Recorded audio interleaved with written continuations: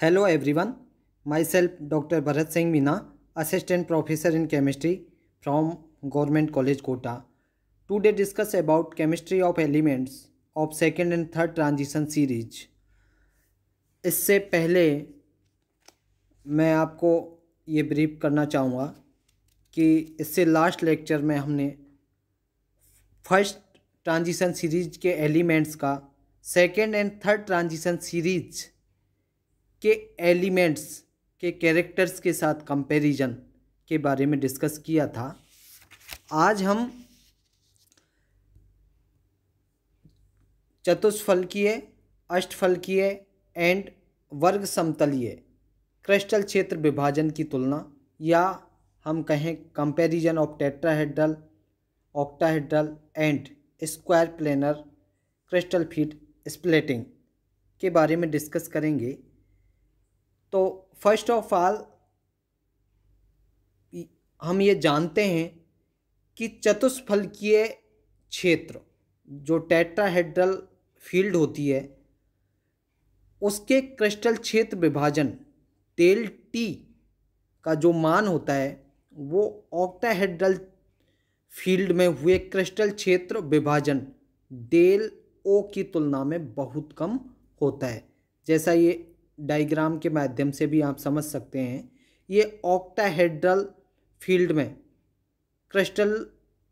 क्रिस्टलीय क्षेत्र का विभाजन है और ये टेट्राहेड्रल फील्ड में क्रिस्टल क्षेत्र विभाजन है। तो आप देख रहे हैं कि ऑक्टाहेड्रल क्षेत्र में आपको जो स्टेबिलाइजेशन एनर्जी है, क्रिस्टल फील्ड CFSE एनर्जी है, वो आपको बहुत अधिक दिखाई दे रही है। किसकी तुलना में? टेट्राहेड्रल की तुलना में। तो इसके क्या कारण है कि चतुष्फलकीय क्षेत्र में जो क्रिस्टल क्षेत्र विभाजन होता है उसका मान अष्टफलकीय क्षेत्र में हुए क्रिस्टल क्षेत्र विभाजन की तुलना में बहुत कम होता है। इसके क्या कारण है? इसके निम्न मुख्य रूप से कारण है, जिसमें पहला कारण तो यह है कि जैसा कि हम जानते हैं कि अष्टफलकीय क्षेत्र जब बनता है तो कितने लिगेंड की आवश्यकता होती है? 6 लिगेंड की। तो अष्टफलकीय क्षेत्र में जो मेटल होता है उसकी ओर कितने लिगेंड आएंगे? 6 लिगेंड आएंगे। और जबकि टेट्राहेड्रल क्षेत्र में कितने लिगेंड आते हैं? 4 लिगेंड ही केंद्रीय मेटल की तरफ आते हैं। तो हम ये जानते हैं कि अष्टफलकीय क्षेत्र में की तुलना में चतुष्फलकीय क्षेत्र का जो विभाजन होगा वो 2/3 होगा। क्यों?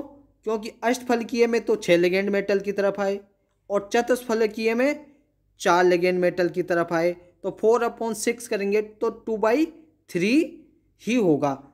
सेकंड इसका जो एक और महत्वपूर्ण रीजन है वो ये है कि ऑक्टाहेड्रल लिगेंड में जब d ऑर्बिटल्स की स्प्लिटिंग होती है तो एक तो T2G में और दूसरा EG में स्प्लिटिंग होती है। तो ऑक्टाहेड्रल क्षेत्र में जो लिगेंड EG कक्षकों के एकदम सीध में पहुंचेंगे तो वहां पर जो रिपल्सन होगा वो अधिक होगा, और जब रिपल्सन अधिक होगा तो CFSE या क्रिस्टल क्षेत्र विभाजन भी अधिक होगा। जबकि चतुष्फलकीय क्षेत्र में जो लिगेंड है वो किसी भी कक्षक के एकदम सीध में पहुंचते ही नहीं है। जब एकदम सीध में नहीं पहुंचेंगे तो वहां अष्टफलकीय क्षेत्र में जो लिगेंड का रिपल्सन होगा, अष्टफलकीय क्षेत्र में तो EG ऑर्बिटल्स की एकदम सीध में पहुंच रहे थे, लेकिन चतुष्फलकीय में एक भी उसके सीध में नहीं पहुंच रहा है, इसलिए जो रिपल्सन होगा वो अष्टफलकीय की तुलना में कम होगा। किसमें? चतुष्फलकीय में। और इस वजह से भी यहाँ पर क्रिस्टल क्षेत्र का जो विभाजन होगा वो भी 2/3 ही रह जाएगा। तो अगर हम इन दोनों को हम मिलाएं तो कुल मिलाकर जो ऑक्टाहेड्रल है या अष्टफलकीय लिगेंड क्षेत्र विभाजन डेल ओ की तुलना में चतुष्फलकीय क्षेत्र डेल टी का जो विभाजन की वैल्यू आएगी वो टोटल मिला के कितनी हो जाएगी? 4/9 हो जाएगी। तो हम ये कह सकते हैं इसको डेल टी बराबर किसके होगा? 4/9 डेल ओ के। जैसा कि इस डायग्राम के माध्यम से आप देख रहे हैं, क्योंकि डेल ओ की एनर्जी CFSE की वैल्यू बहुत अधिक है, जबकि यहाँ डेल टी की जो वैल्यू है वो डेल ओ की तुलना में 4/9 डेल ओ के बराबर होती है। जैसा कि अपन ने अभी इन दोनों कारणों से ये देखा कि 4/9 कैसा आता है, क्योंकि दोनों में 2/3 और 2/3 ही वो चतुष्फलकीय की वैल्यू आती है। अब जब इन दोनों को हम योग करते हैं तो 4/9 डेल ओ वैल्यू रह जाती है किसकी, डेल टी की। यही इन डेल ओ और डेल टी में एक कोरिलेशन भी है, संबंध भी है।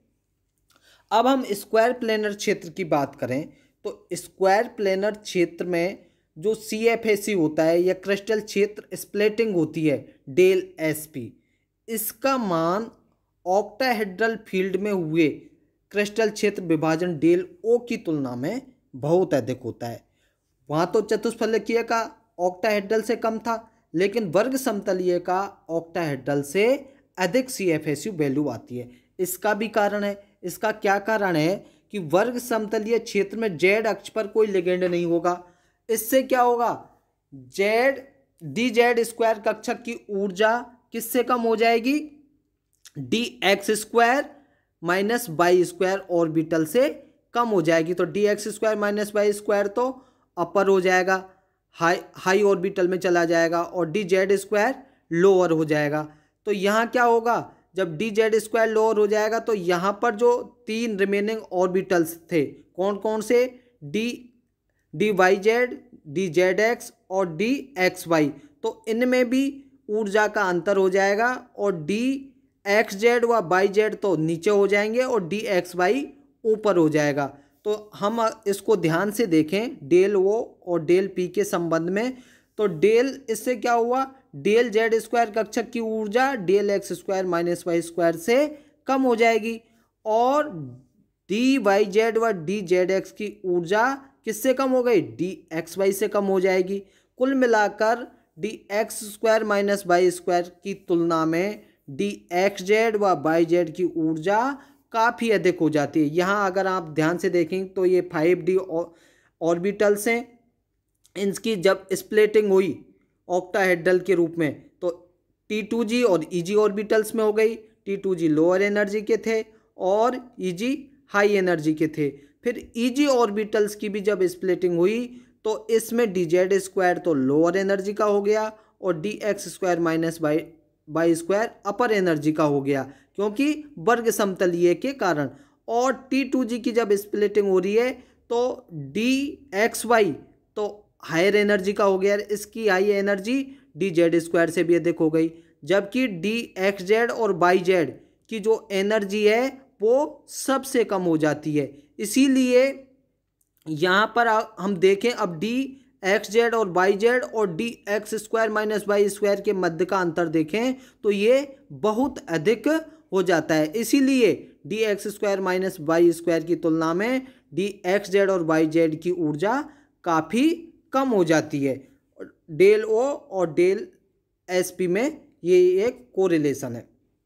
दूसरा इसका फैक्टर है कि अष्टफलकीय संकुल के बनते समय यदि आपका लिगेंड वीक है तो डेल ओ का मान कैसा हो जाएगा, कम हो जाएगा, और यदि लिगेंड आपका स्ट्रॉन्ग है तो उस स्थिति में डेल ओ का मान कैसा हो जाएगा, ज़्यादा हो जाएगा। और उससे क्या होगा, जब ज़्यादा हो जाएगा तो Eg व T2g कक्षकों के मध्य ऊर्जा का अंतर भी अधिक हो जाएगा, और जब ऊर्जा का अंतर अधिक हो जाएगा तो इलेक्ट्रॉन का क्या होगा, युग्मन होगा, और जब इलेक्ट्रॉन का युग्मन होगा तो लो स्पिन वाले कॉम्प्लेक्स बनेंगे। इसके विपरीत अगर हम टेट्राहेड्रल कॉम्प्लेक्स के लिए डेल टी का मान सदैव ही कम होगा, इलेक्ट्रॉन के युग्मन की संभावना नगण्य हो जाएगी, और इस कारण से चतुष्फलकीय संकुल सदैव ही कैसा होगा, हाई स्पिन वाले होते हैं। कोई मेटल आयन चतुष्फलकीय संकुलों की तुलना में अष्टफलकीय संकुल बनाने के लिए ज़्यादा उद्धत रहते हैं। इसके भी दो कारण हैं। क्या कारण है, क्योंकि हम अच्छे से जानते हैं कि 4 बंधों की तुलना में चतुष्फलकीय में कितने लिगेंड आते हैं, 4, तो 4 बंधों की तुलना में, जबकि ऑक्टाहेड्रल में कितने बंध आते हैं, लिगेंड आते हैं 6, तो ऑक्टाहेड्रल में तो 6 बंध बनेंगे और टेट्राम बनेंगे 4। तो पहला कारण तो इसका ये होगा कि 4 बंधों की तुलना में 6 बंध बनने में अधिक ऊर्जा मुक्त होगी, जिससे क्या होगा, ऑक्टाहेड्रल कॉम्प्लेक्स अधिक स्थायी होगा। दूसरा इसका एक कारण यह है कि टेट्राहेड्रल क्षेत्र की तुलना में ऑक्टाहेड्रल क्षेत्र के लिए जो क्रिस्टल फील्ड स्टेबिलाईजेशन एनर्जी, जिसे CFAC भी कहते हैं, का मान अधिक होगा। समझ रहे हो? तो दो कारणों के कारण ही ऑक्टाहेड्रल कॉम्प्लेक्स बनने के लिए धातु आयन ज़्यादा उद्धत रहते हैं। कौन सा? पहला तो ये कि बंध ऊर्जा अधिक मुक्त होगी और दूसरा CFAC का मान अधिक होगा। चतुष्फलकीय कॉम्प्लेक्स तो निम्न परिस्थितियों में बनते हैं। पहला है यदि लिगेंड का आकार बहुत बड़ा है, तो लिगेंड के आकार बड़े होने के कारण ऑक्टाहेड्रल कॉम्प्लेक्स बनने में एक बाधा उत्पन्न होती है। कौन सी? स्टेरिक हिंड्रेंस, त्रिविमीय बाधा उत्पन्न हो जाएगी। और जब त्रिविमीय बाधा उत्पन्न होगी तो उस परिस्थिति में चतुष्फलकीय संकुल ही बनेगा। दूसरी इसकी परिस्थिति तब उत्पन्न होती है चतुष्फलकीय बनने की, जब लिगेंड अत्यंत दुर्बल हो, बहुत ज़्यादा वीक हो। तो जब बहुत ज़्यादा वीक लिगेंड होगा तो क्रिस्टल फील्ड स्टेबिलाईजेशन एनर्जी के जो मान है वो भी बहुत कम हो जाएगा और उस स्थिति में भी आपका चतुष्फलकीय कॉम्प्लेक्स बनेगा। तीसरा इसकी परिस्थिति कब क्रिएट होती है? जब सेंट्रल मेटल एटम की ऑक्सीडेशन स्टेट कम हो। तब ऑक्सीडेशन स्टेट कम होगी तो क्रिस्टल फील्ड स्टेबिलाईजेशन एनर्जी की वैल्यू भी कम होगी और उस स्थिति में भी आपका चतुष्फलकीय संकुल बनने की संभावना बढ़ जाएगी। चौथी इसकी परिस्थिति तब बनती है जब या तो डी ऑर्बिटल में कोई इलेक्ट्रॉन ही नहीं हो, रिक्त हो, D0, या अर्धपूर्ण और पूर्ण भरे हों, जैसे D5 हो या D10 विन्यास वाले धातु आयनों में CFAC की वैल्यू कैसी आएगी? 0 आएगी।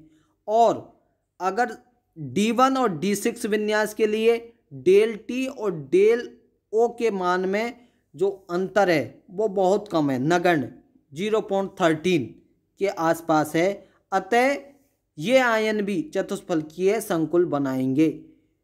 किस परिस्थिति में? या तो डी ऑर्बिटल वैकेंट हो या अर्धपूर्ण हो या पूर्ण भरा हो, तब CFAC का मान कम होगा। और या डी ऑर्बिटल में 1 इलेक्ट्रॉन हो या 6 इलेक्ट्रॉन हो, तो 1 इलेक्ट्रॉन या 6 इलेक्ट्रॉन होने की सिचुएशन में क्या होगा? डेल T और डेल O दोनों के मध्य जो एनर्जी का अंतर होगा वो बहुत कम होगा। तो उस स्थिति में भी टेट्राहेड्रल कॉम्प्लेक्स का निर्माण होगा। तो 4 परिस्थितियां जो मैंने अभी बताई थी, ये उत्पन्न होने पर ही टेट्राहेड्रल बनने की संभावना अधिक होती है, टेट्राहेड्रल बनता है। Thank you.